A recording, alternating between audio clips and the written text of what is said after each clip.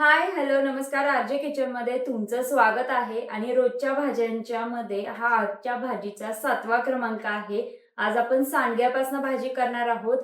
सांडग्यांपासून भाजी म्हणजे दर उन्हाळ्याच्या सुट्टीमध्ये नाही का आपण उन्हाळी वाळवणाचे पदार्थ करतो, त्यामध्ये सांडगा हा नेहमीच असतो। कारण सांडगा हा वर्षभर टिकणारा आणि भाजीचा एक प्रकार आहे। अगदी सोप्या पद्धतीने सुद्धा तुम्ही सांडगा करू शकता आणि आज मी तुम्हाला अगदी सोप्या पद्धतीने 2 ते 3 मिनिटात होणारा सांडगा तुम्हाला दाखवणार आहे। तर चला सुरुवात करूयात रेसिपीला। त्याआधी तुम्हाला सांगते आपल्याला रेसिपीसाठी काय काय लागणार आहे। आपल्याला फक्त कांदा आणि एका मसाल्यापासून आपण ही भाजी तयार करणार आहोत। कांदा, मसाला आणि जिरं मोहरं एवढ्याच या भाजीचा आपल्याला गोष्टी लागणार, एवढ्याच गोष्टी आपल्याला या भाजीमध्ये लागणार आहेत। हिंग हवा असेल तर तुम्ही यामध्ये घालू शकता आणि मीठ तर नेहमीच घालतो आपण। तर चला सुरुवात करूयात भाजीसाठी। सांडग्याची भाजी म्हणजे आजीची फेवरेट भाजी। तर उन्हाळ्याच्या सुट्टीमध्ये आजी भरपूर सारे सांडगे करते आणि त्यानंतर वर्षभर ते सांडगे ती भाजीसाठी टिकवते, म्हणून ती आजीची फेवरेट भाजी। आणि करायची पद्धत सुद्धा नाही का आजीची अगदी सोपी असते। आता तुम्हाला माझ्या आजीची जी पद्धत आहे ना ते मी तुम्हाला दाखवणार आहे की कशा पद्धतीने भाजी करते सांडग्याची।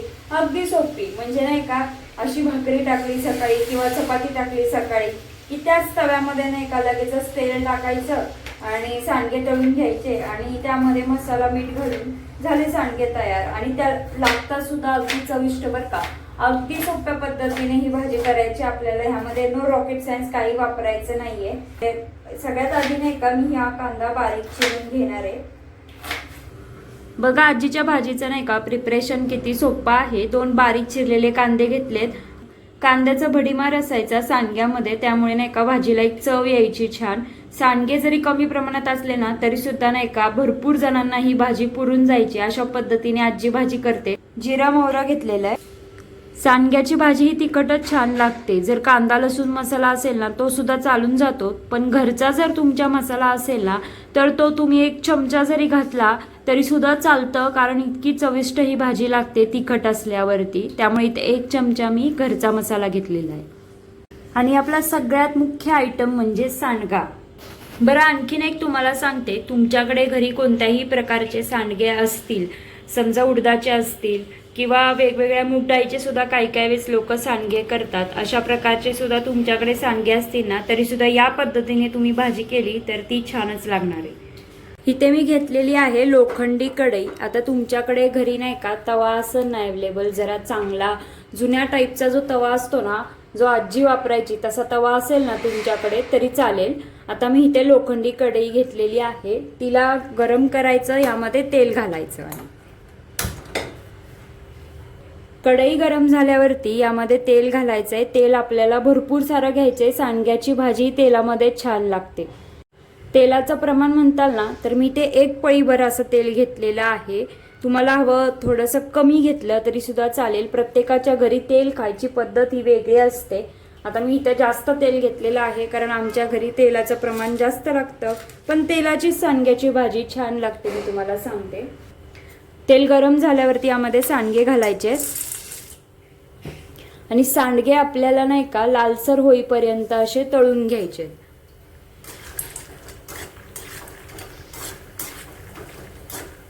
सांडगे जर आपण असे तळून घेतले ना तर अर्धे ते तेलामध्येच इथं शिजल्या जातात आणि त्यानंतर मग अर्धे आपण भाजीमध्ये त्याला शिजवून घेतो। त्यामुळे तुम्हाला जर प्रश्न पडला असेल सांडगे कसे शिजणार, नवीन लोकांना हा प्रश्न पडतो की एवढे कडक सांडगे कसे शिजणार, तर शिजतात हे। तुम्ही जर तेलामध्ये आधी शिजवले आणि नंतर पाणी घालून हलकंसं याला शिजवलं ना तरी सुद्धा लगेचच 5 मिनिटात ही भाजी तयार होते।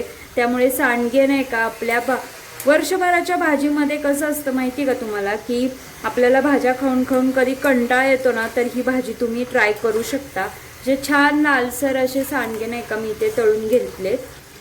सांडगे तळल्यावरती बघा असं छान खमंग वास येतो। असे छान नाही का हे सांडगे असे तळल्या जातात, लालसर होईपर्यंत तळायचे आणि लगेचच काढायचे। अगदी 1 मिनिट लागतो तळायला, जास्त वेळ लागत नाही, लक्षात ठेवा। माझे सांडगे बघा कसे छान लालसर झालेले आहेत। आता नुसते मसाला आणि मीठ घालून नाही का तळून खाल्ले ना तरी सुद्धा छान लागतील। यावरती थोडासा चाट मसाला भुरभुरला ना तरी सुद्धा छान लागतात। आता मी गरम तेलामध्येच लगेच जिरं मोहरं घातलेलं आहे. जिरं मोहरं तडतडलं की यामध्ये लगेचच हिंग घालायचं आणि लगेचच कांदा घालायचा. कांद्याला चांगलं खरपूस भाजून घ्यायचंय. कांदा असा छान खरपूस लालसर भाजून झाला की यामध्ये मसाला ऍड करायचा.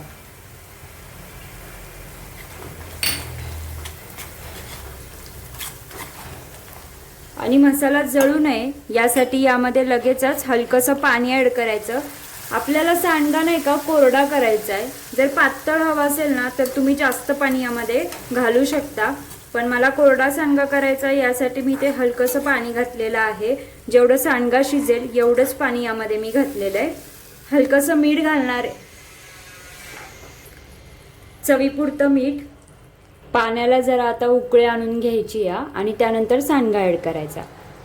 बघा आता नाही का इथे पाण्याला उकळी आली आणि वरती तेल सुद्धा तरंगतंय. आता यामध्ये ऍड करायचे सांडगे. सांडगा बघूयात आता आपण आपला शिजलाय का नाही ते. छान सांडगा आपला आता शिजून झालेला आहे. असा टम्म जेव्हा फुगून येतो ना तेव्हा सांडगा शिजलाय असं समजायचं.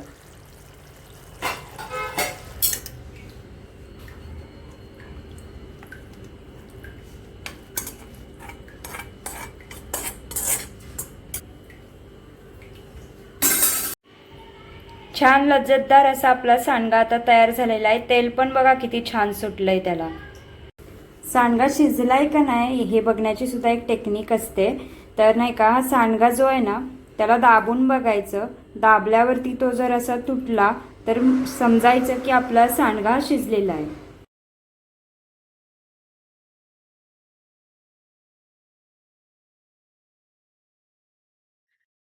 आजचा हा आपला सांडगा रेडी झालेला आहे. ही भाजी अगदी 5 मिनिटामध्ये होते. तुम्हाला सांगते हा सांडगा जो आहे ना भाकरी बरोबर अत्यंत भारी लागतो. कारण नेहमी आजी आपल्याला हा सांडगा नाही का भाकरी बरोबर खायला द्यायची. जर तुम्हाला आठवत असेल तर लहानपणीच्या या गोष्टी आहे. गावाकडे सांडग्याची भाजी अजून सुद्धा केली जाते. सिटीमध्ये ती थोडीशी दुर्मिळ झालेली आहे, पण या पद्धतीने तुम्ही सांडगा करू शकता. मुलांच्या डब्याला सुद्धा नाही का तुम्ही हा सांडगा करून दिला अशा पद्धतीने तर आवडीने खातील. नक्की एकदा ही रेसिपी ट्राय करा. आता आपण सांडग्याची नाही का टेस्टिंग करून बघूयात कसा झालाय ते आपला सांडगा. आता माझ्याकडे भाकरी तर नाहीये, पण नुसता सांडगा सुद्धा खूप छान लागेल असं मला वाटतंय. एकदम कुरकुरीत लागतोय खाताना. मऊ सुद्धा आहे आतून आणि सुंदर झालेला आहे. तिखट तिखट एकदम मस्त सांडगा झालेला आहे. नक्की एकदा ट्राय करा. व्हिडिओ आवडला असेल तर प्लीज व्हिडिओला लाईक, शेअर आणि सबस्क्राईब करा. धन्यवाद.